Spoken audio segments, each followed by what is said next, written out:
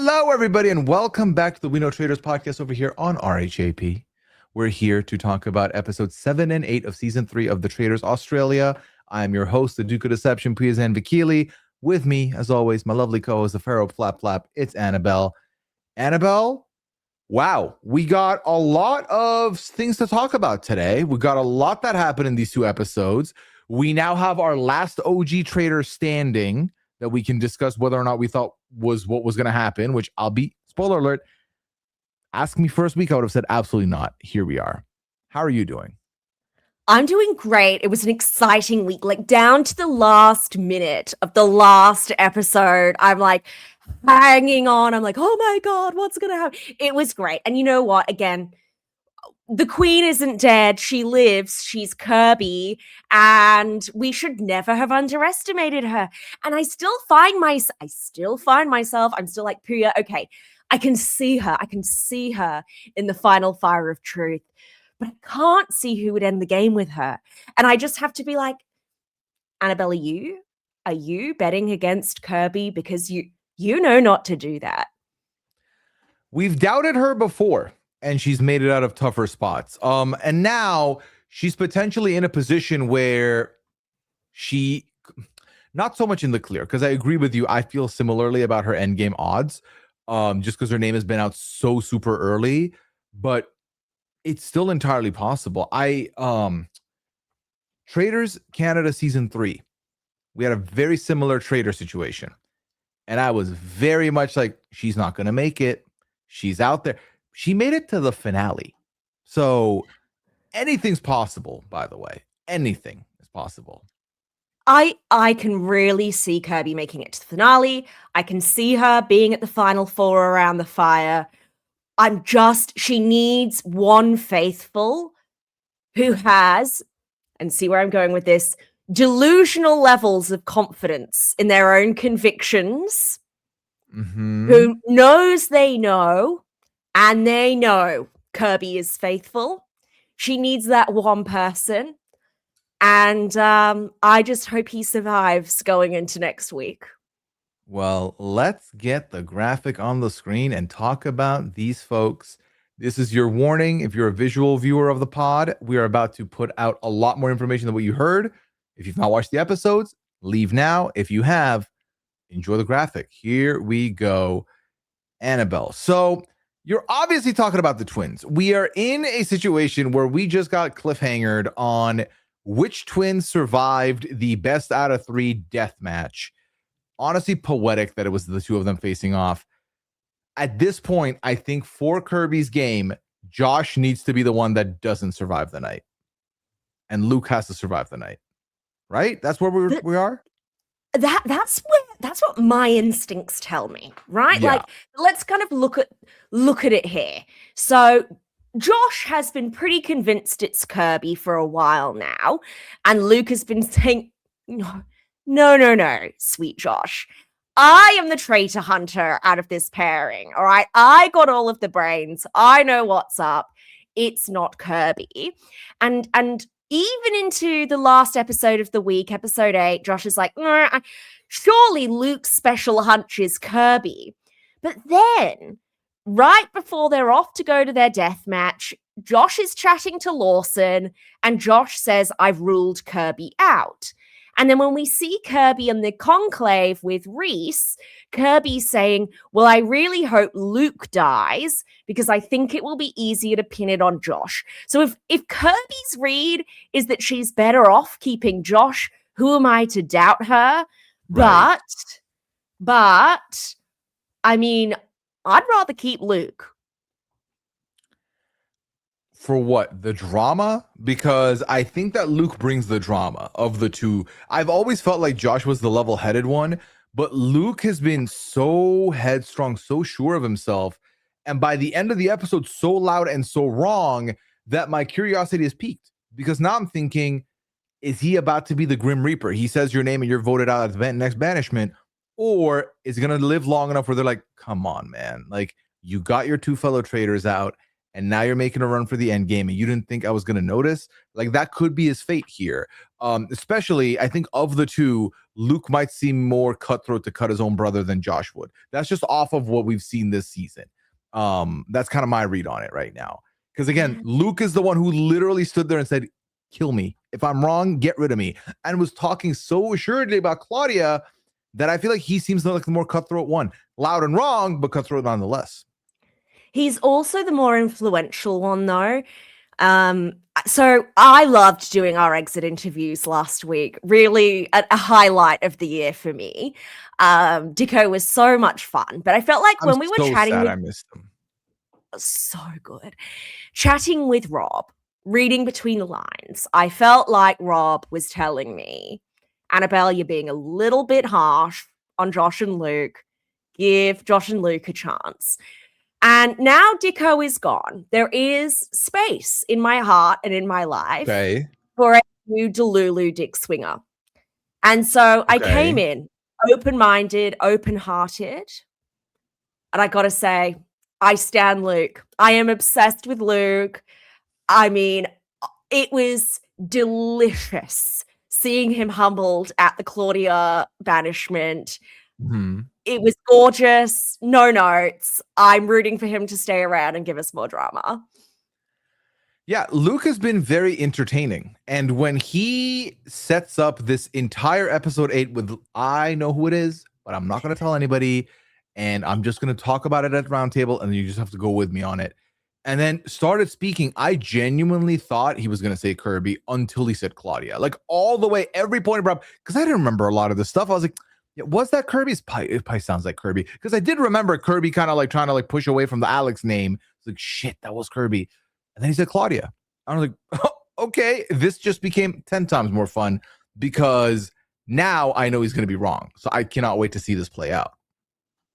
Yeah, so let's kind of look at, depending on who survives, where they're at. So let's look at Josh, start with Josh and his history. Sure. So he was the one who kind of directed things to Cosima, went against LSD and kind of in defense of Luke. I'm pretty sure it was Josh who did this. It could, anyway, whatever. Cosima, and then they went Henry. He is historically looked at. Kirby, Rachel, Rhys, was very close with Alex, but let Luke change his mind, and is kind of looking to, by the end of episode 8, rule out Kirby and look at Lawson and Chrissy instead. Yes. On the other hand, we have Luke, who was along for Henry and Cosima, but looked at Alvin, Alex, Claudia, has been hot on Rhys, but kind of came off Rhys while looking at Claudia, and has been a staunch defender of Kirby. So I'm looking at that and I'm like, Luke seems like a safer bet for them. But if Kirby feels like Josh is going to be easier to pin as a traitor, if Josh has less influence, maybe. Neither of them are good for Rhys, if you ask me. No. And honestly, I think the next chance you get, next murder, just take the other twin out also. Like, just take both of them off the board. They have entirely way too much influence, especially if whichever one stays might be looking at Lawson. You can let them sprinkle the Lawson sus, you cut them, and then see what happens from there. Because I do think that's the right move to do. Because I think ultimately, the two of them combined have had a lot of influence in this castle. And the high they're riding, I think that obviously, especially the way Luke is talking, he's kind of set himself up to fail a little bit, where you're only the hero long enough until you mess up big, and he messed up big. Now, I do think he won some of them back a little bit by the end of the night, but I still think they're going to be like, I don't know, you just kind of made us all vote out Claudia off of nothing. So do you have anything else, or are you just like shooting from the hip? Most people seem to really love them. Like Kira, a little bit pissed off, not full of them. But I think their major issue here is what incentive do the traitors have to keep them around? Like, from Kirby's perspective, Luke was fine as long as he was controllable. But that whole debacle in episode 8 where he makes a big scene about having a name, not saying who it was till the round table, and everyone just being so willing to say, yeah, we'll vote for whoever he says. Like, if it had been her, That could have been Mhm. disastrous. I think she can't afford to keep that. And then meanwhile, Josh has openly suspected both Rhys and Kirby historically. So what incentive is for them to keep him? I think that they've backed themselves into a corner a bit here. Yeah, which is always inevitable when you're playing the game as the lead detectives, lead traitor hunters even. So I would like to now rewind real quick and go back to the beginning of the episode. Yeah. Speaking of traitor hunters and detectives, we opened the episode with the murder of AJ. Now, you and I both last week spoke about the good in the move, the bad in the move, and the ugly in the move. And ultimately, I think we both predicted he would be murdered. Here he stands murdered. I mean, I'd like to say I'm surprised. I'm just not. I think that watching playing the game like that, while it is innovative I will praise you for finding all the traitors, innovative to try and like corner the traitor into working with you very openly. But then we had everything we needed to know from the confessional from Alex, where Alex is like, that made me feel super uncomfortable. He was manipulating me. The exact quote I have here is, where is it?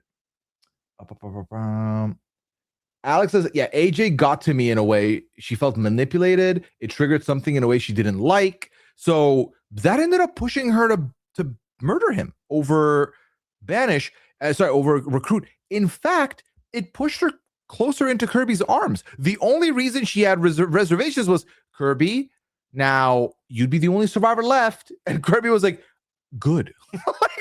You know how bad it's got to be for Kirby to be like, you know what? I will take that. That might be better than AJ being a thorn in my side moving forward.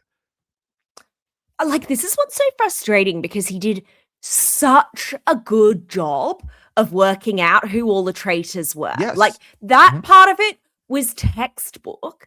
And he threw it all away without any of that information getting to anybody else by going out of his way to make a traitor not want to be around him for even another 24 hours.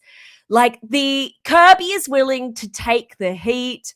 Alex felt more comfortable with Kirby, who she has a lot of doubts around, rather than you. Like, that, I think that from a game perspective is what was so frustrating about this.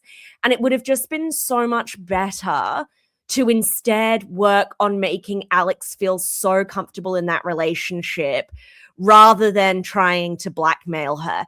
And if you like juxtapose that conversation he had with Alex last week with the conversation that Alex had with Josh this week in episode 7, where Josh pulls her aside and she clearly feels a genuine affection, bond, trust with Josh, where she wants to take him on the ride and she doesn't want, like, that's the feeling that you wanted to inspire.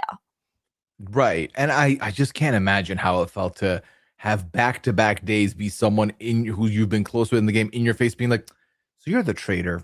What are we even doing here? And you're like, oh, just get rid of me. Like, I felt my heart broke for Alex this episode. Yeah, I think that where we did criticize his game was 100% this push, because I do think that he wasn't going to get murdered by Alex before this. I think that Alex would have advocated for him if he's figured out Kirby's in there, right?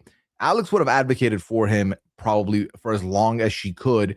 And Kirby, ultimately, as long as he's not causing too much strife, would be like, you know what? This is kind of perfect because people might look at AJ as the traitor. I'm fine with that. I need a survivor still in here. A lot had to go wrong for them both to be like, you know what? Let's put everything else aside. Let's just get rid of him. Let's reset the board and let's go from there. Because it brought so much warmth to my heart to hear Kirby actively throughout the episode want to work with Alex and keep Alex as long as she can. Because remember, these two, Kirby was like, I don't know about Alex, man. I'm not trusting this person. So I think that Alex also letting AJ go added a lot of trust between them, is how it looked like to me also.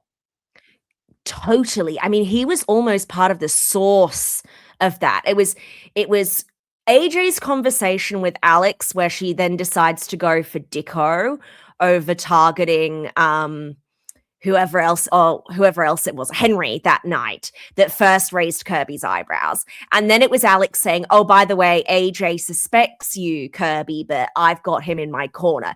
AJ was really the source of the tension in that relationship.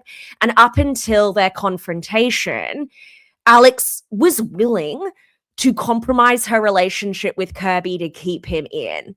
And it's not until he unnecessarily backs her into a corner where she says, oh, well, in that case, I'm picking Kirby. So I do just think he misplayed his hand.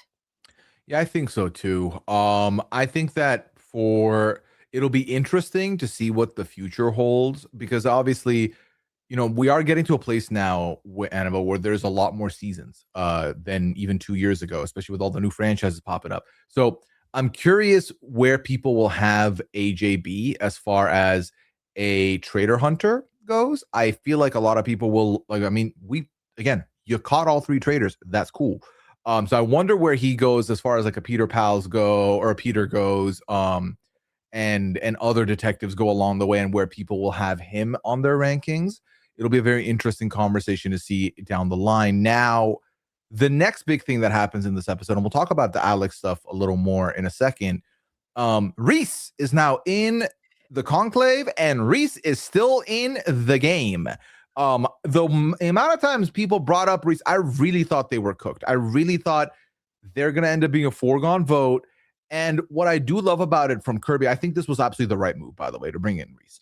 Because on one hand, Rhys is a name that's being floated, so Rhys can go, and that's good.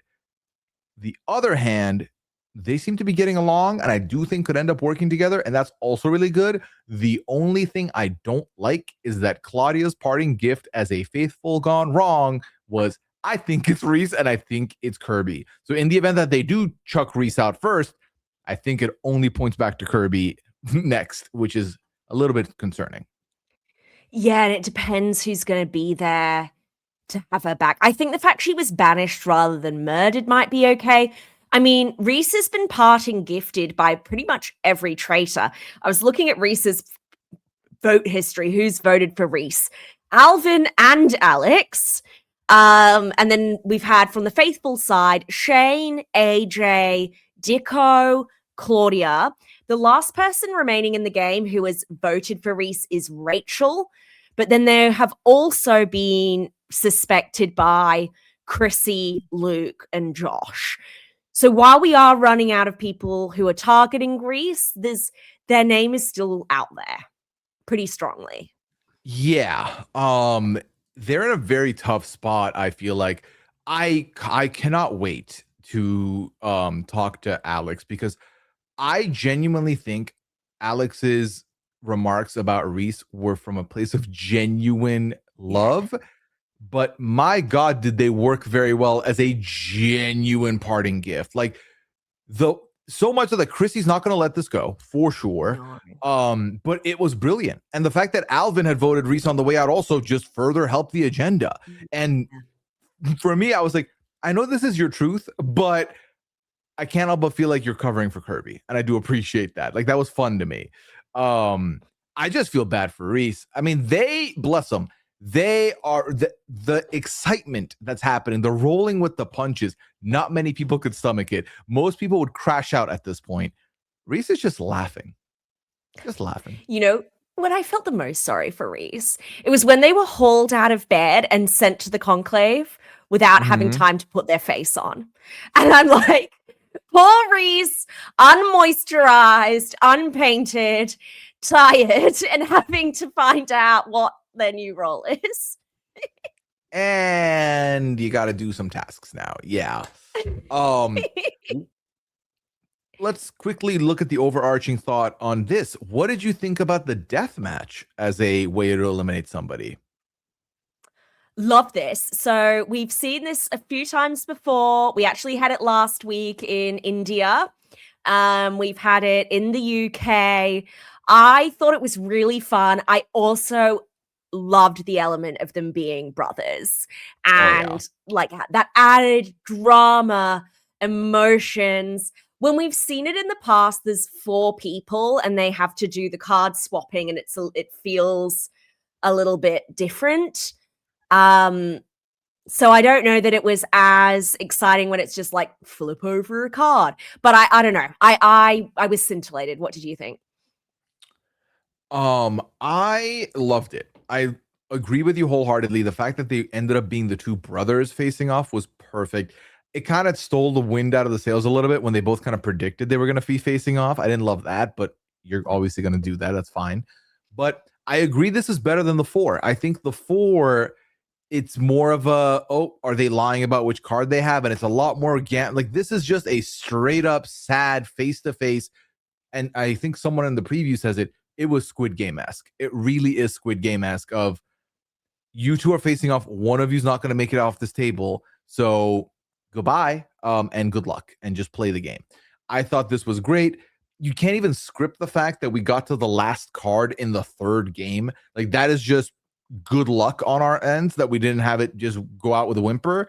It's to the bitter end. These two are facing off. And credit to both of them. They're both hungry enough that they want to beat their own brother to get out of this. Like they really do. And I'm very hyped on that. This was a great execution of a classic twist that we've seen before. No, I love they're so fun. I love that they even have a quick chat in episode 7, like instructions. So if one of us gets recruited, blah, blah, blah. I don't know. The whole thing was just iconic. I'm really, and we need to split them up. Like this is too late in the game to have them both now. I like it from a TV perspective, but also a game perspective saying, all right, we're throwing you both in. Only one of you can survive. Though, so when we get right to the end, we see Luke turn over his card and Josh's face falls and Luke has a tiny little smile and then puts his head in his face in his hands. Do we think that this is a surefire sign that Luke has won the death game? It feels like it to me, especially because some of the reactions in the next time on are a lot more animated. And I'm like, only Luke would make you react that way. Like Josh is a lot more calm. You're not reacting that heavily to Josh. Like that's just not going to happen. So I do think so. I think that what's funny is I felt like up until, and I think this is the first week where I can actively tell you without looking at notes who is Josh and who is Luke based on their movements. But up until this point, up until these batch episodes, I would have said Josh was the quote unquote main character of the two, and Luke was the secondary one. I think it's very clearly Luke is the star and Josh is the secondary, which is not an insult because honestly, I like Josh's gameplay more as far as like if I was to emulate a player type way. But Luke is the louder and more wrong or right person. So to me, I back it. I think it's Luke that's safe, and I think Josh is gone, which I think would be a lot more fun, especially because I want to see if Luke is really good. Like if they're gonna pull Lawson next, that's funny to me. Especially because I want to see how long before Luke has to eat his own words and be like, is it just Kirby? Like I've been saying it's not Kirby for so long. Is it just Kirby? And I'm stupid. Leave my poor sweet Lawson alone. I want to see Lawson recruited. I don't want to see Lawson banished. Lawson has been the gift that keeps on giving in the background. I am excited for Lawson to be dragged to the forefront next week because it sounds like, oh, Lawson's going to have to deal with some allegations of being a traitor. Lawson accidentally sabotaging the mission by wasting all of the phone time flirting with whoever was on the other end. I'm like, Lawson, could you be any more iconic? What are you wearing? Yeah. Who said, what are you wearing? That was so funny. So good. So good. Can we talk about Chrissy for a second? So Absolutely. I think Chrissy is in a really interesting spot. And I don't know exactly where she sits because in that second mission, she's very keen that Claudia doesn't get the dagger. She doesn't want Luke to get the dagger because they don't know where he's going. And I feel like we end episode 8 with her saying, I'm looking at you, boys. But then when we also end the episode, she tells us, next week, I've got this group that I'm gonna go into together and I'm gonna pull them and we're gonna be a team. And so it's Chrissy and her group is Kira, Tully, and Rachel. So those are Mhm. clearly the three she's hard cleared. Chrissy's not one to just go along with the group. She's got her own Mhm. opinions. Where do you think that puts Chrissy going into next week? I'm intrigued with Chrissy because I think Chrissy's also the number one person to just take the jokes. Because the air gets a little tense when someone's like, "All right, well, who's a traitor here? Just put your hands up." Most people will be like, "I'm not going to react because you could read anything." And Chrissy just opens the door and walks in every time. She's like, "It's me. Actually, in the conclave, we did da da da da da," and like no one bats an eye. I think it's very powerful. Dicko did say that Chrissy would be the matriarch should he leave. And here Chrissy is ready to pick up the pieces. I think also with Chrissy, she is respected enough where they were like, "Yep, you skipped on the shield last time. You can take it this time." I actually like where Chrissy's standing right now. Yeah. But like with any leadership position in an alliance, all you got to do is push everyone into the wrong vote, and then the guilt will take over and they'll take you out. Like that'll happen every time. So this group that has been put together, I think, is interesting because, first of all, I'm so happy for Rachel. Rachel was in the pits. Everyone had Rachel's name in their mouths. Rachel had no mentions these last couple episodes. She's been quiet, which I think is honestly probably peaceful and good for her. Yeah, so we'll take that. Oh, yeah, I sorry. I think Rachel might be in the best spot right now. Question Wild. mark. I mean, I'm Mhm. still thinking Tully, but Rachel, let's think she's not being named anymore, as you say. But when they talk in the conclave about who they want to start putting heat on, Kirby explicitly names not Rachel. Let's keep heat off Rachel and find new heat. So we're not looking to murder Rachel. We're not looking to pin things on Rachel. I also think the fact that Rachel and Kira have this long standing beef also makes it really tempting to keep Rachel and Kira around because neither of them will end the game with the other. So I feel like she's in a spot where she's not suspected, but the traders are like, "Oh, people always suspect Rachel. Let's just keep in Rachel."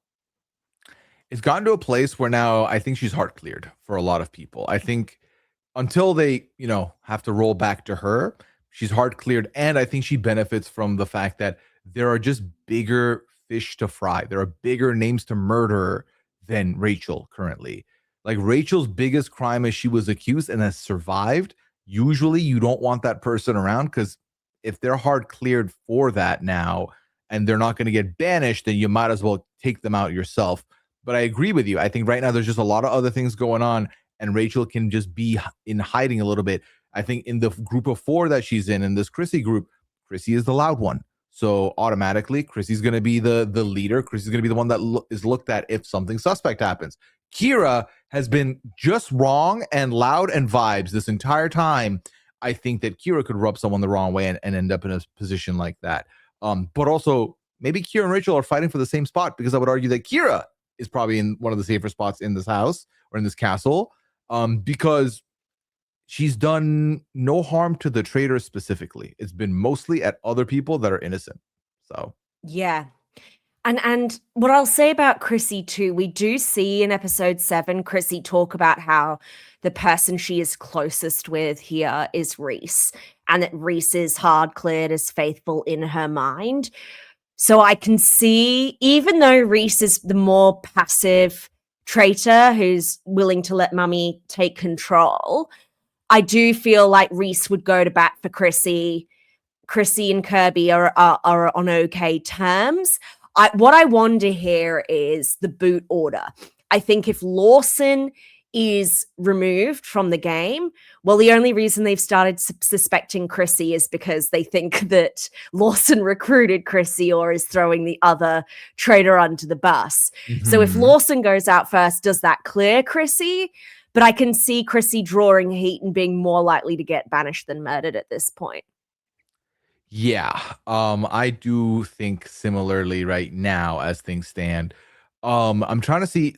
Can we check in on with Tully right now? Because Yeah. here we are, episode 7 and 8, and I feel like my opinions and feelings on Tully have gone relatively unchanged. not a lot to add, except for the very personal content we got of Tully being personally torn at voting Alex, even going as far as to say, unless there's hard evidence, I'm not going to vote that way. That is my friend. I'm not going to do that. So Tully losing Alex was like the biggest, I think, spike we've seen in visibility for Tully this season. And she felt personally affected by the fact that Alex had lied to her. Like she felt that emotional impact. People had to reassure her. And I wonder, what is the lasting impact of this? Because I feel like it can go two ways. Either she can question everyone now and start to suspect other people close to her, like Kirby, or she can become emotionally checked out and lose her fight. Because I'm looking at who is she, who's here, who is she close with? We see her quite cozy with Kirby a lot. I don't know where she stands with Josh and Luke, because sometimes we see her facial expressions when they're talking and pushing things. She describes them going after Alex as peer pressure and slight bullying. And she doesn't look super positive all the time, but then she rushes to comfort Luke when Luke's feeling bad over the Claudia banishment. So I don't know where she sits in relation to them. I think Tully is right now carving this path to the end that I can think of at least one other instance without giving it up. I'll tell you after, where I'm going to be annoyed on finale night if she wins. And I'm like, where was the Tully content then? If she wins, why are we not seeing more from her? Because I was told to be very hype on Tully, and I'm not saying that I'm not hype on Tully, but I'm saying that I'm not seeing enough of the person that I was told would be hype, and she's still here. So why am I not seeing that? I don't know. It's a mystery to me. Yeah, I mean, it's been a long time since she was last on television as well. So she probably is a bit more subdued, but you're right. Like, it is annoying. We get this particularly with Faithful victories where we get to the end and it's like, well, we didn't even see that person. So I don't know. I'm rooting for Tully. I could see a Tully Rachel win. But I don't want to count out our girl Curbs either. Yeah, no, I don't think you can. I was gonna say Should we talk about the Claudia banishment? No? Yeah, let's talk about the Claudia banishment, because Luke comes in with all the evidence in the world and it's just misplaced, and poor Claudia has to take this. And Claudia handled it really well, because there is only, Annabelle, for me, there is one thing that irks me more than anything else in these games. It's when the person who's accusing me is so sure that they're right, but they're not right. Either that, or they're so sure they're right and they got there with the wrong evidence. That irks me maybe even more. When I'm caught, but I wasn't caught for the right reasons, that might get me. But when you are like, oh, it's definitely you, and they're not listening to you make your case at all, like, you know, it's foregone, that gets under my skin like you wouldn't believe. That might be my Achilles heel if I ever ended up on the Traitors, is that, like, if you, oh God, I'm gonna be so self-incredulous about it. Anyway, Claudia handled it well. She even said, listen, I personally, it's not me. I just cannot wait now to get up there and call you an idiot to your face. Because I am. And Chrissy thought she had a gotcha moment again, didn't she? Where in the last night, she was like to Alex, and what does that mean? What do we find out? And Alex was like, you'll see. Didn't say I'm a faithful, didn't say I'm a traitor, just said you'll see. This time Claudia yelled, I am a faithful. And Chrissy was like, okay, cool. All right, fine. We had 2 pile-on votes this week. 2 pile-on votes. They were really so like, Luke, whatever you say, we'll just do it.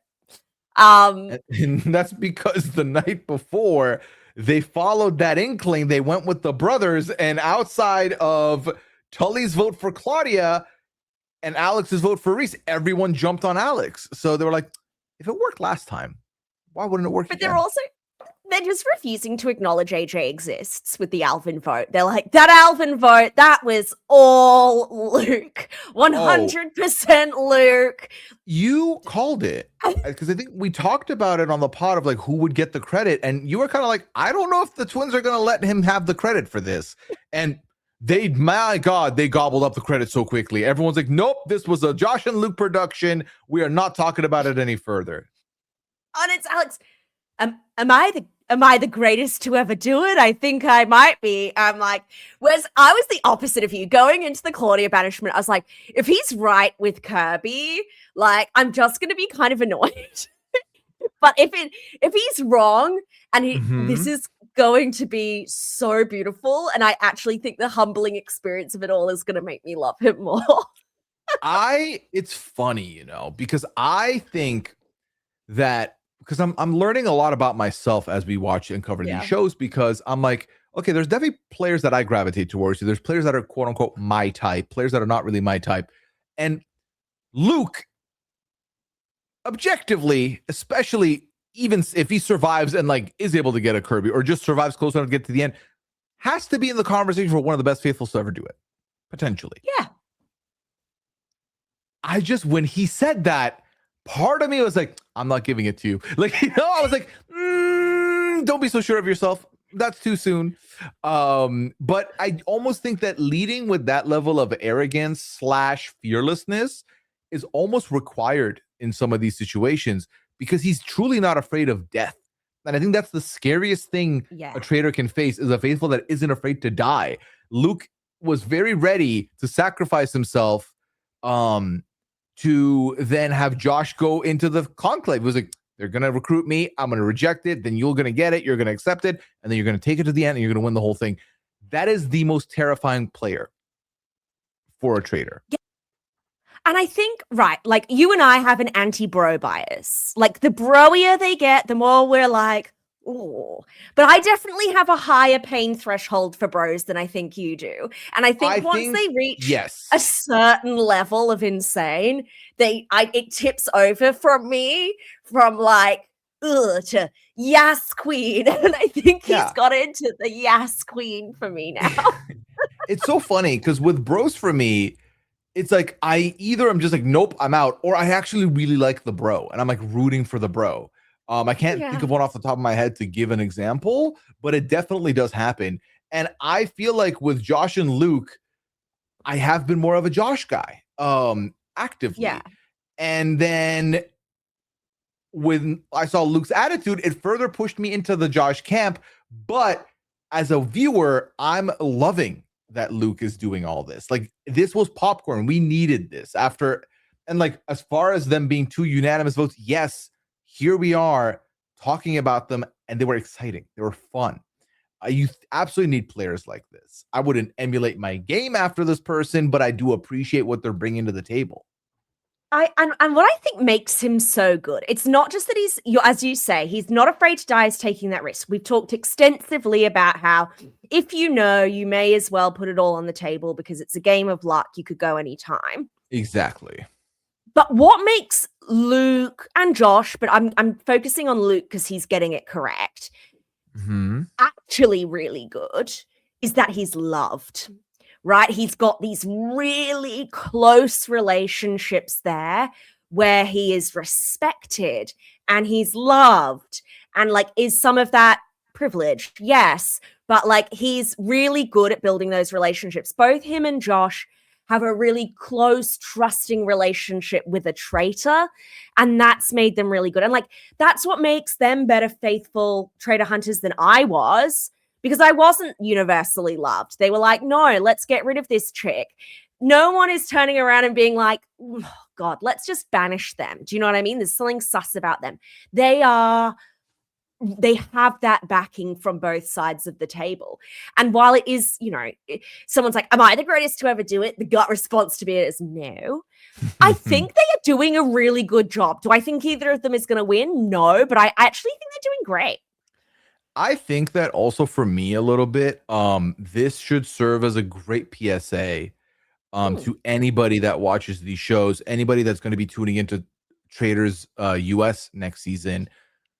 I think everyone needs to put their "you're from a gamer show" bias aside moving forward, because Josh and Luke are from two shows. I don't know what the block is, but these are It's not a home renovation show. It's a home renovation. these are not gamer shows. And Josh and Luke coming out as the biggest gamers of the season, and they've had a lot of potential. Lawson is from Made in Bondi and is one of the better strategic minds of the game to me, playing it very quiet but also methodical. So I have long said people need to not come in rooting for a player actively. They need to come in with an open mind. And I think that for me, especially because you and I didn't do what we do for Traitors US, which is go through a character profile on everybody. So I was still coming in relatively blind. It was just a little bit of a first impression on the preview pod, and that was it. And I've been blown away, and it's been so much fun. I think coming in without the prejudgment is a fun experience. Kirby is far and away the best Survivor player we've ever seen play this. Play the Traitors. Like this. On where? Everywhere? Everywhere. Who else have we seen that comes close? Surrey Fields. Oh, yeah. Okay, sorry. Excluding season 1 of the US, which I always forget about because, for reasons. You're right. Second greatest to ever do it. I'm trying to think what I feel. Like, who else is up there? Caroline, but I feel like Kirby. I don't know. I feel like Kirby is doing better. I think so. The big question with judging a traitor game, Carolyn, I should say, yeah. Carolyn, yeah. In the sight of adversity, how do they challenge that? How do they get out of that? Kirby has made it in spots that have felt impossible so far, and is currently sitting pretty decent. Again, we are both concerned that there's no end game for her. Carolyn and Danielle in that turret in the US really muddied, because I do think Carolyn had a great mind for the game and was severely underestimated. I think it's very impressive when you are very overestimated or just overexposed. People knew of Kirby's game coming into this. They knew what they expected of her, and she is the last survivor standing, and they've not caught a traitor with the other 3 survivors leaving, and yet she's not the first name on the ballot. So I think that's worth noting. I think a lot of people will bring up Boston Rob. Famously, I find Boston Rob to be a showman more than a good player, respectfully. Just because I do think that a lot of the moves Rob did were absolutely avoidable, and he just steered right into them, which similar to how I feel about Luke. Not how I would play the game, but I love that you're on the show because it's entertaining. Like, I will take that entertainment and run with it. Luke Toki was in a good spot, and he put the die in ride or die and blew up his game to have my back. Right. So is that great for his game? No. Am I going to personally criticize it? Also no. Right. I'm trying to think if there's any other survivor off the top of my head that would be worth bringing up into the discussion here. I also think, like, actually coming from a gaming background is a huge disadvantage, because you end up approaching the game all wrong. You come at it with this, I want to build alliances and I want to be really intense about this and try and manipulate you into doing this and blah, blah, blah. When this game is a Dicko, an AJ, a Henry, where it's like, actually, this game is all about just making friends and being really liked. And it's like game of hold hands and be friends. And I think that's what Josh and Luke have got a leg up on them with. You know what the game should be renamed to? Who am I going to be most sad to see get murdered or banished? That should be the game, because the more people hate the idea of you leaving, the further you'll make. Like, that's really all it comes down to. Do you listen to the Pooya and Annabel Lounge? Have you been recently? I do. I haven't listened to this last week, though. Sorry. Okay. Well, no, we recorded another one that's going to drop soon. I'm just going to tell you now because I want to get your reaction. Yeah. So I had Liana catch up with the Traitors Australia this weekend, and she does this thing that irritates the fuck out of me. She keeps calling Dicko Ditko, and I don't know why, but she keeps calling him Ditko, and it's so annoying, and it's baseless, and I genuinely think she's just gaslighting me at this point. But as I said Ditko, I heard Ditko, and I got angry. Not angry, but upset all over again. So Ditko with a T. Dit. Oh. Yeah. I don't know why. Like Ditka, maybe, but like I was like, so it's Ditko's very right there. It's very Australian to add an O or an E Yes. to like basically everything. And I noticed. Shano. Yeah. Yeah. But like also the word otherwise without the O is just dick, which I'm like, I'm sure you say dick more than you say ditko or ditka. Yeah. Like anyway, didn't matter. But yeah, I do think that when it comes to the Traitors, because a lot of these other shows, if we just use quote unquote 3 statistics, right? Physical, strategic, social. Big Brother, you need a combination of those things. You need to win power, so you need physical, etc. Survivor, same thing. You need immunity. You need to find that, or you need to be like, physical enough to like climb trees to find things. Also needed. Here, social really does rule all, but then we see flashes of strategic brilliance, which we do love, that is a part of the show, and I think is absolutely needed. Your mind needs to work like that, but if you are dialed in more socially, then being just even a little strategic gives you more power. A la a bro that I have been rooting for this season and haven't been feeling a weird way about is Lawson, who I do feel not a like bro. Lawson baby is girl. Okay, Lawson is baby girl. The rebrand is good, but when you first meet him, he's a bro. No, I'm not accepting that. He was baby girl from day dot? I don't think so. You're lying. No shot. Lawson's baby girl.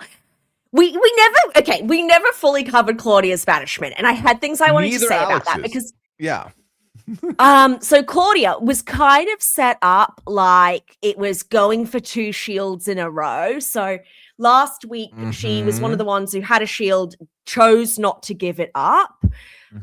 When Chrissy did, and they were kind of like, oh, Claudia didn't even seem to feel guilty about that. Did you see that? And then in the first mission this week, she runs after and gets a shield. Everyone's happy for Chrissy. Chrissy gave up her last shield for the pot. No one is happy with Claudia. But I feel like making it the shield might have been an excuse, but I want us to go back to, I think it was even as early as week 1, when Rachel immediately starts floating her name. She has been sus on Claudia for a while. There's been some side-eyeing there. And I think like while Claudia was close with Josh and Luke, I didn't really see her as super close with anybody other than Alex, who was then gone at that point. Yeah. I just I felt bad for Claudia. I did, but also Claudia being known as the puzzle person in the group and then running into the fields to pick up a shield because the pieces were heavy. Kind of a poor choice there. I don't think that was great. I feel like she kind of got put into this corner, and what's interesting to me is that Rachel was the one suspect of the 2 Love Islanders. Rachel was the one for so long, and then the pendulum just somehow shifted, and then it became Claudia. And I think it's also part of it probably is because Claudia seems to have found her voice and footing with the rest of the castle, which I think typically once someone gets a little comfortable, comes out of their shell more, they can then be looked at as suspect because why are they so comfortable? Or suddenly they're talking a lot. What's that about? I think that oftentimes comfort is mistaken for something more. And I think that that's probably one of the other reasons that Claudia was unfortunate enough to face the wrath of Luke. Which was, again, iconic. All right, you said we didn't talk enough about Alex's banishment. What else did you have to say there? Alex's banishment, it was, and I'm glad we get to talk to Alex, because I want to make sure like I phrase it correctly with her, like ask her correctly, because I don't want to say that she gave up, because I don't think ultimately she did. I just think it was an impossible spot to come out of. And I think she had used all of her denials already, enough so that she was just like, we'll see. We'll see what happens. And I think it's a very tough thing to do when like everyone around the table is not like, well, actually, Alex, I also saw that. And I also saw that. And I also saw that. Like, what are you going to do in that situation? because the only other name was Rhys, and it just didn't feel like it was gonna go Rhys's way. Ironically enough, the only three names were voted for this week. Rhys, Claudia, and Alex received votes in the two banishments. Claudia received a vote in both, and did Rhys. Alex was no longer in the castle to get that opportunity. But it was just a tough position to play out of at that point. Especially, I think for me, her game is dead once Josh is looking at her suspect. And I think maybe, just maybe, her trying to paint the target on someone else with Josh is what pushes Josh permanently into that fold. Because that's how it looked like to me based on the show, was she was bringing some new names in, and Josh was Claudia. like that. And Josh is really close with Claudia as well. Exactly. Yeah, Josh losing two close allies in one cycle, huh? Yeah. I mean, if you put yourself in Alex's shoes, she's only getting a few hours of sleep every night. She's absolutely, and she also wears makeup. So Kirby's getting that extra hour in bed. Alex is spending that on hair and makeup. So she's getting maybe 3 hours of sleep. She's just had an incredibly emotionally harrowing day the day before, and felt backed into it.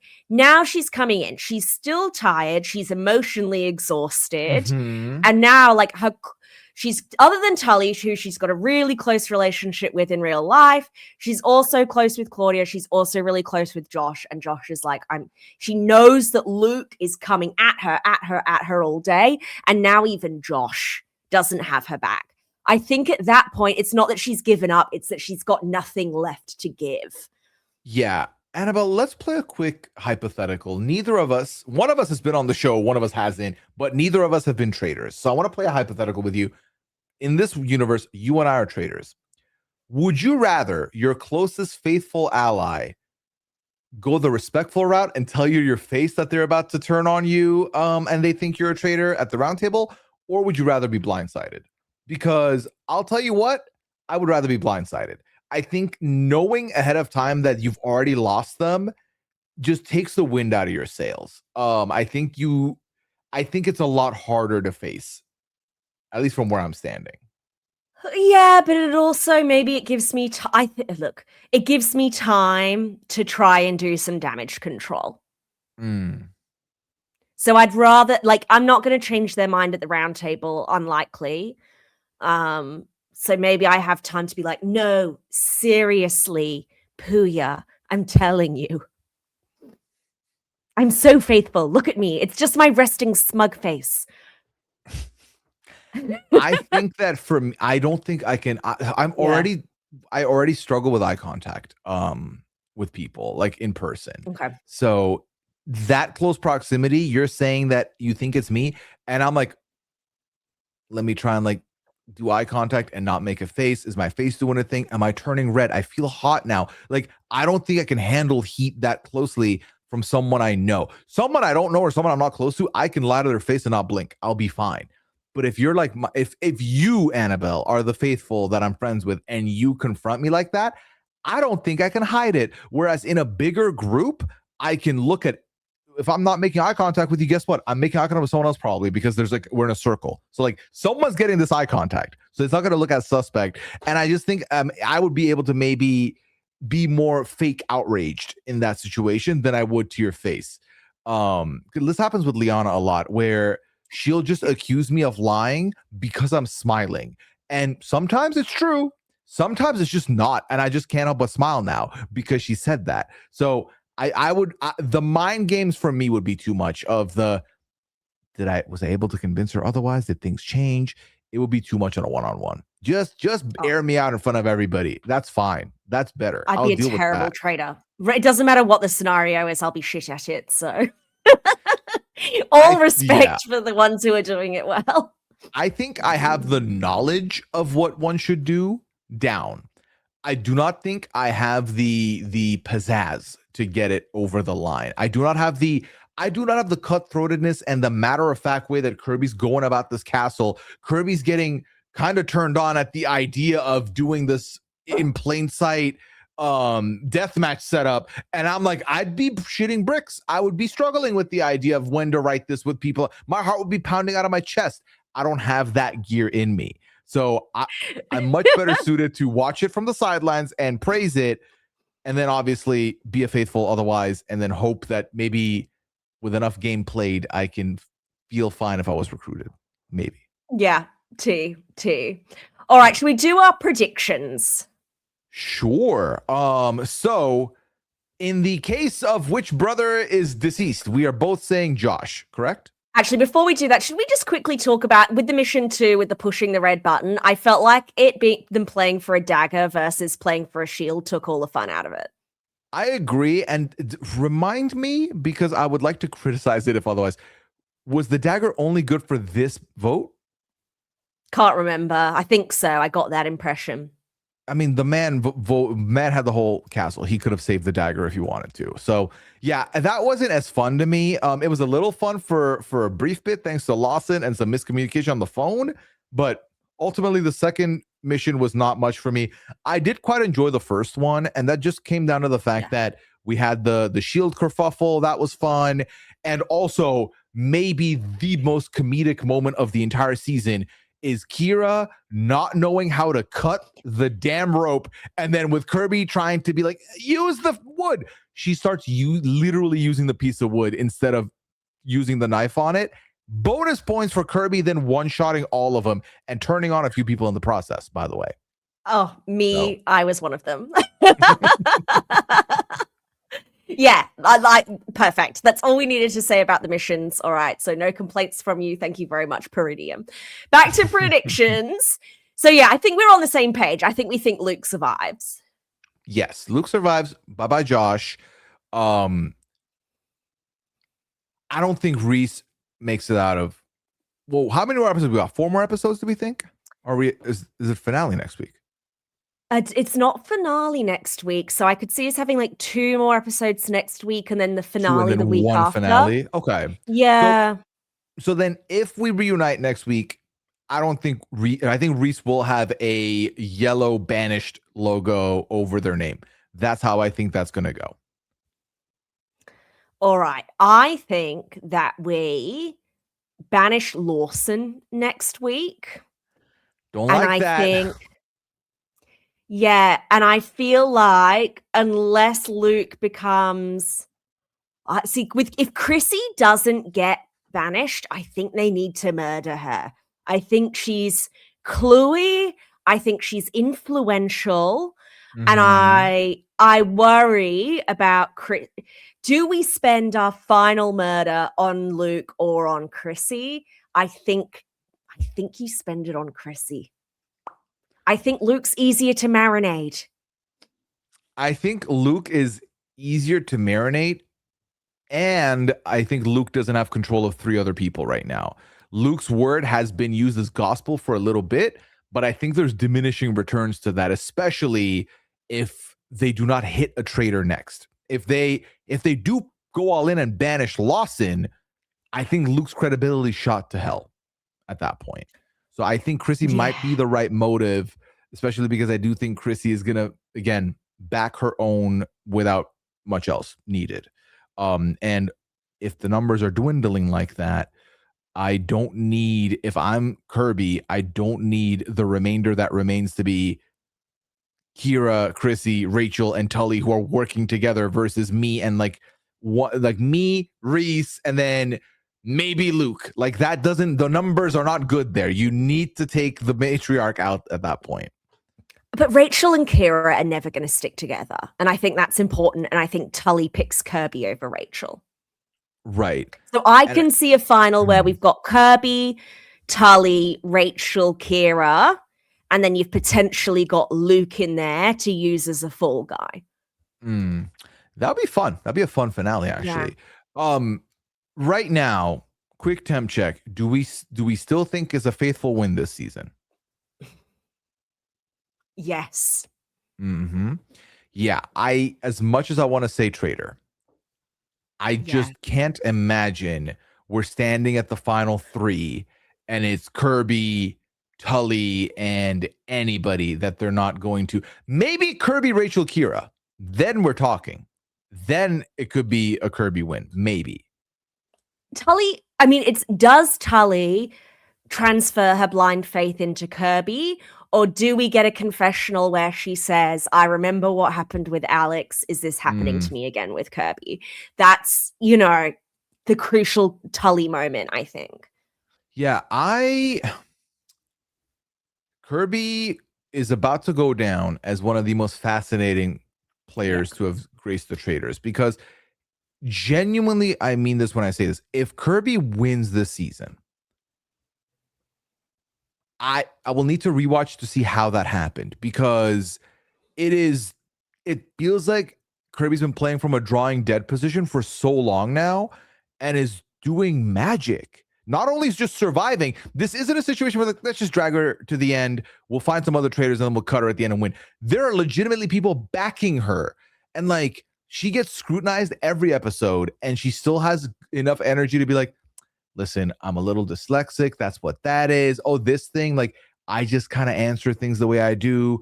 Or like, they're like, oh, your name's going to come up again. She's like, I'm not surprised at this point. None of it feels suspect. Whereas you ask me any of those questions, I crumble. I crumble quickly. I'm like, yeah, I don't know why.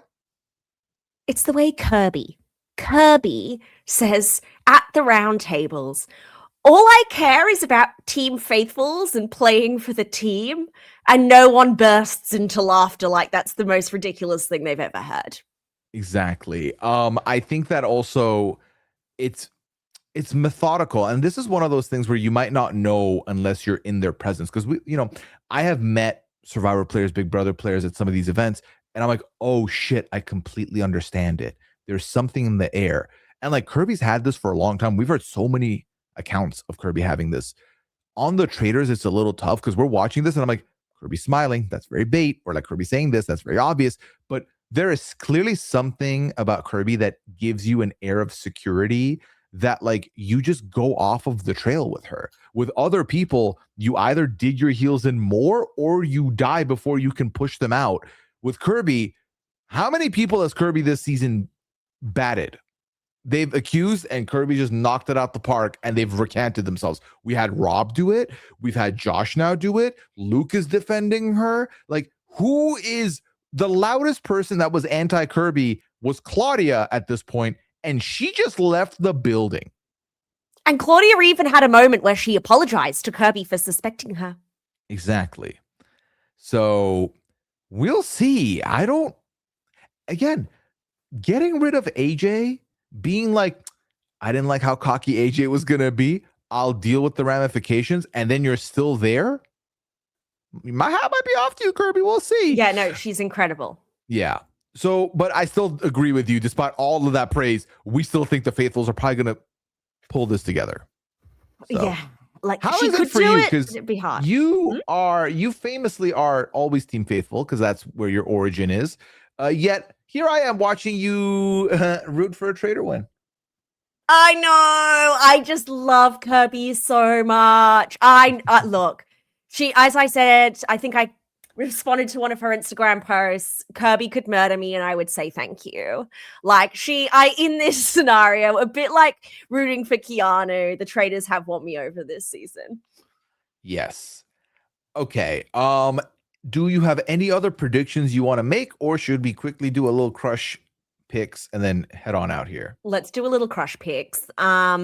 So I had 2 locked in. The third I was kind of leaving up to our discussion today, but I think I want to make number 3 Rachel. I just think she's our unproblematic queen. I think that this week was a really a big shift in her position in the game, and I feel really positive about her as a potential winner candidate as we close in on the finale. Okay. Another crush pick for me, Luke. I mean, just delivered this week. Absolutely incredible. We love to see a bro humbled. And let's see how long that lasts. Number 1, obviously, only one queen. Give me Kirby. Okay. I had my number 1 locked in coming into this, and it's Alex. For me, Alex might be the first time I've watched a traitor play the game, and I was like, that feels like how I would play it, which is looks good, looks great, looks clinical, and then just like defeated. Just like, I'm done. They figured me out. I don't know where I can go from here. And I think as an empath, I would feel my relationships very hard and feel very bad by the end of it, probably. So there's that. The Alex is my number one, easy done. Now we go to the 2 and the 3. I'm giving Kirby the 2 because how are we still talking about you, Kirby? Respect, but Kirby and Ferris have literally become the reason why their season of Survivor is my number one season of Survivor ever across any franchise. So to get to watch Kirby play every day, every episode is a blessing. I just didn't expect to talk about Kirby this much into the season. You know what I mean? Like, not as a naysayer, just more of as a, hey, I've seen the greatness. You ain't gonna last. Like, they all know the great. Making me eat my words over and over and over again. So take the number 2 there. And then we come down to the third pick. Now, a man in this episode asked me what I was wearing. And the answer is hoodie and shorts. Lawson, you can take the honorable mention with that because I'm giving third place to, I was about to say Luke, but then he got cocky and I didn't like that.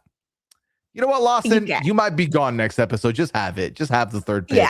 Yeah. That's fine. We're fine. Honorable mention to Rhys because no one can roll with the punches the way Rhys has. I could never be me. I would be crashing out. I would be losing my mind. So Rhys, love Rhys. Yeah. All right. Well, that brings us to the end of this recap, Annabelle. I can't think of anything else that we missed. I will say last week we did miss a couple of things that I wanted to touch on. So I'm going to use this opportunity to go back real quick and read my quotes from Dicko that I wanted to talk about. And we never did because we ended up in a very serious discussion. So I did love the question to him of why can't you play your own game, Dicko? Why do you need a posse? And Dicko said, straight face, by the way, because I'm an insecure man. Respect. I love him. That was so funny. And then there was one more quote, and I might not have it in here. No, I don't have it in here, but that quote was enough. I needed to say that. Let me just put that out there. He was so good. I loved him in the exit interviews. If you guys haven't listened to them, I mean, seriously, I was on the floor. Yeah, definitely check them out. Again, shout out to you, Annabelle, for making those possible for the late ones that I'm not able to be there for. We will have some exit interviews for you this week, so make sure you tune into those, see what the people we are going to talk to have to say about their games. And then we are, inching a little bit closer to Traitors Month, is what I'm going to call it, as we start getting a lot more Traitors content coming down the pipeline soon. So make sure you're tapped in for that. WeKnowTraitors.com for all your Traitors needs here, with the two of us covering Ireland and UK and AU and New Zealand whenever we have those in rotation. Annabelle, you mentioned it on this pod. You are talking about Traitors India right now. Sounds like it's been popping off. I've been told I should check it out. I've been told 2 is better than 1. So can you A, co-sign that, and B, let people know where they can find that? You can find that at Babes in the Conclave. Honestly, it's messy boots. There have been production scandals with bribing allegations. There are screaming matches so intense, veins are popping. It's not big on strategy. It's maximum on drama. I'm really into it. I think you should give it a go because it's hilarious. Okay. Well, how many episodes in are they now? I think it's 3 episodes a week. It's a pretty big commitment. You can just listen to my recaps at Babes in the Conclave. There we go. Now that's an elite plug right there. Y'all can find me on all socials at Pooyaism. The aforementioned Pooya and Liana Lounge, where I talked to Liana about gaslighting me into saying Ditko. That will be going live relatively soon because by the time you're listening to this, it is the morning of the first day of RHAPCon, and I'm going to be in Milwaukee practically all week. So there's going to be some live pods for you to check out and be on the lookout for there. This PAL episode is going to be going out before that. I'm recording a PAL live there with everybody but Liana, apparently. She's going to make it, but we're going to have fun with that. And be on the lookout for 90 Day Fiance and Big Brother is still Big Brothering. So tune into those. Thank you, everybody, for hanging out with us. We will see you next week. But until then, y'all take care. Have a good one. Bye.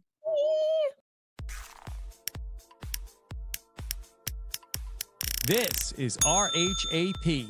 We Know Reality TV.